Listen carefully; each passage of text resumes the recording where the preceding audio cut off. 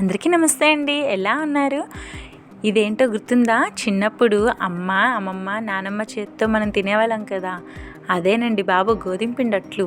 చక్కగా గోధుమ పిండిలో ఉల్లిపాయలు, మిరపకాయలు, కొత్తిమీర, ఉప్పు ఇవన్నీ వేసుకొని కొంచెం ఇదిగోండి ఇలా కలుపుకుంటూ, అలానే పెనం వేడి చేసి ఒక చుక్క నూనె వేసి ఆ అట్టు ఇలా వేసి అటు ఇటు 2 వైపులు తిప్పేసి వేడిగా తింటే ఆ చిగుర్లు ఉంటాయి కదండి, బాగా కాలుతాయి. వాటిని తినడానికి అట్టు తినేదాన్ని అనమాట నేను చిన్నప్పుడు.